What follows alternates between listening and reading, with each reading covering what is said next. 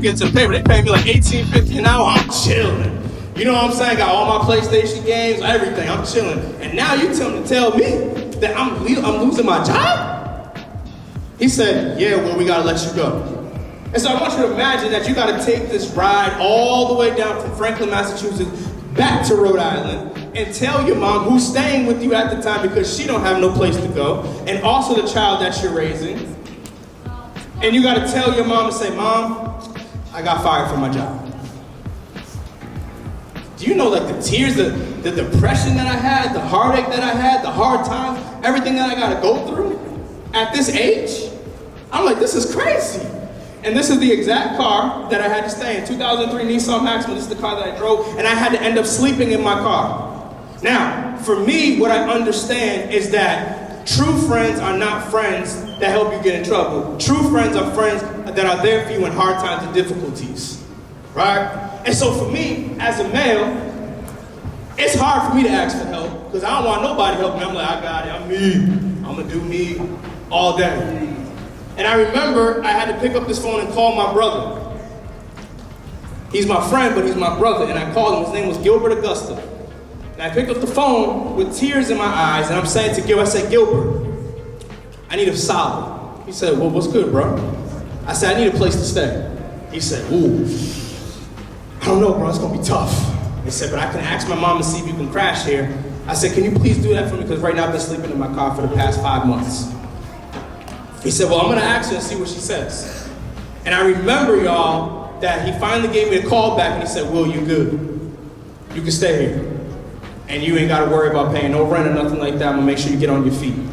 Somebody say friends. Friends. Somebody say friends. Friends. Yup. Somebody look to your left. Say friend. Friend. Look to your right. Say cousin. Right? And so, I remember Gilbert finally gave me the call so I could stay here rent free. And when he gave me that call, all the relief left me. I'm like, yo, this is so good. I'm so thankful.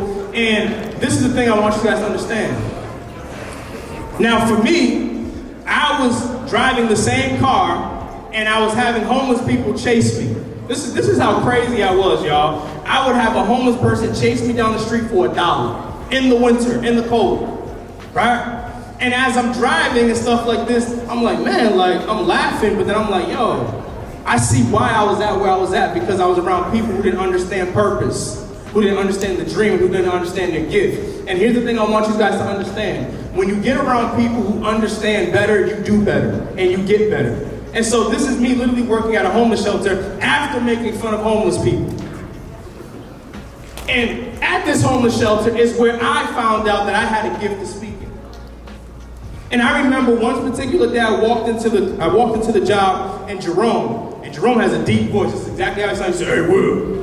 It's exactly how he said, hey, Will. There's a client down there and I think that you can reach him. I said, who, me? He said, yeah, I think you can definitely reach him and make an impact. I said, you sure, Jerome? He said, yeah. And the reason why Jerome said that to me is because everybody that was on the staff would stay on top of the stage, looking down at the homeless people, tooting their nose up at the homeless people, didn't want to engage with the homeless people. And here I am, I'm walking the floor, and I'm shaking hands with them, and I'm asking them questions like, how did you get here? What's your favorite meal?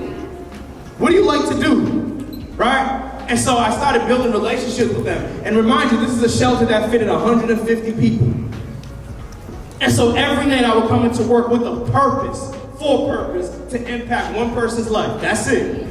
And I remember, y'all, I walked into this conversation with Anthony Robinson. And he's telling me, he said, William, I don't want to be here. Leave me alone. I don't want to talk to nobody. I'm good. I said, Anthony, what's going on? He said, they're supposed to be giving me my house. They're supposed to be giving me food stamps. They're supposed to be giving me all this stuff. And they ain't giving me anything. I feel like life is not worth living. And I looked at Anthony in his eye, and I didn't say nothing deep, nothing amazing, nothing extravagant. I just said, listen to me, Anthony. You're going to make it. That's all I said to him. 2 weeks later, I come back to work. Go up the stairs, put my lunch in the lunchroom, come back out. Jerome goes, hey, Will. I said, oh, Lord. You good, Jerome? He said, I'm good, but Anthony's here. I said, I gotta have this talk again with Anthony? I gotta talk to him again, I gotta go down this talk. He said, yeah, but it's good news. So I go down the stairs, I go to bunk bed A6, bottom, and I look Anthony. I said, Anthony, what's going on, bro? Anthony goes, nope. Listen, he don't say anything. He just hits me. Boom! Hugs me and embraces me. Probably the strongest hug I've ever had in my life, y'all. He said, like right in my ear, he said, Will, thank you. Because of you, I didn't take my life. Come on, clap that up, man.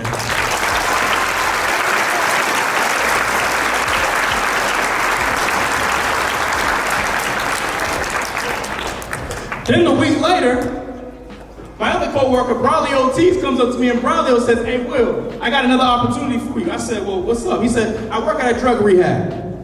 I want you to come and work there. I think you would do good. I said, okay, cool. I'll definitely go work at a drug rehab. And the reason why I took the job is because my mom is a recovering drug addict. She was on drugs so bad, y'all, that she would literally take shirts and use them as diapers for me. That's how bad she was out of it. And so I said, man, if this is my way of giving back and impacting more people, I'll do that.